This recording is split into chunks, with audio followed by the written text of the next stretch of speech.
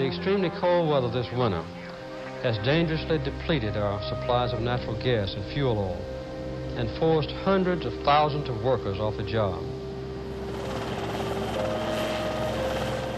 President Carter flew to Pittsburgh to show his sympathy with those put out of work by energy shortages. The continuing crisis, he said, meant sacrifice for the entire country. If we can get everyone in this country to cut down drastically on heat consumption, we can keep tens of thousands of Americans employed. Now, I've got on heavy underwear, and the White House is cold inside, but we've gotten accustomed to it. And I hope that all the people in this country will realize that we're in it together. The American belief that nature could supply and sustain limitless industrial expansion was severely shaken in the 70s.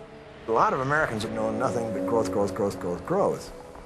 And had come to think of the United States as invulnerable. And we suddenly found out that we were much more vulnerable than we had ever thought possible.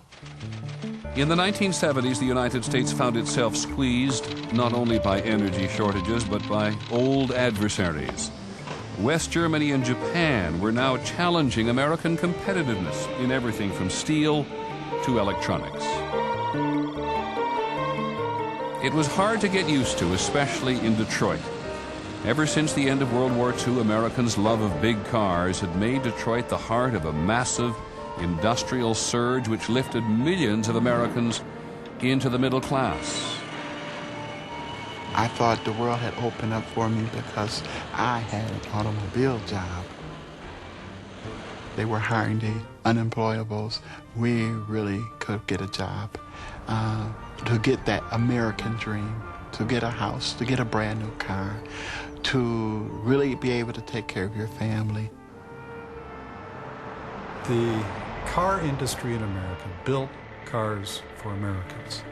And Detroit said, you will buy what we produce. We know better than you do what you want, and therefore we'll produce what we know you want, and then you'll buy it. They just kept building those big, huge cars. An average car was receiving somewhere between 10 and 8 miles per gallon. This is LeBaron. I own one myself. With the character of a I used to pull it up in my driveway and go in the house, and I could listen, and it'd still be drinking gas while it's parked.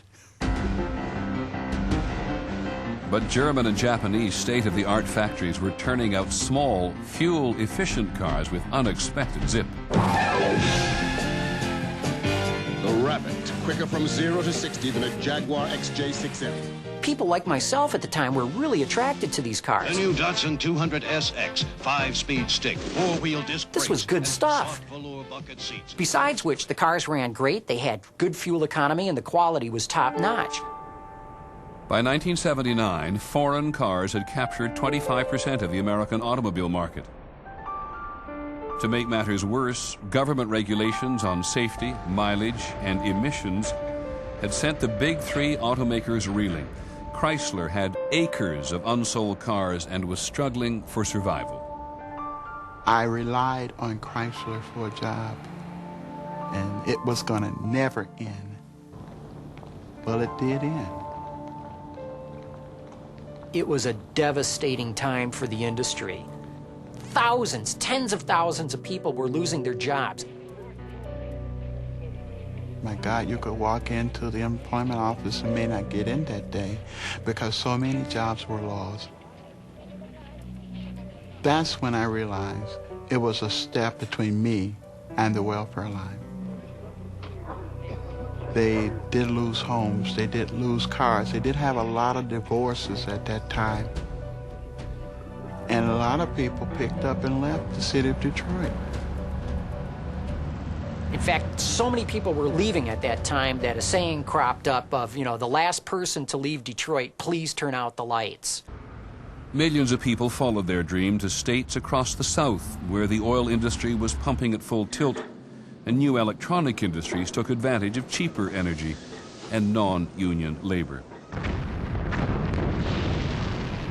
They left behind a rust belt of obsolete industries, massive unemployment, and in some American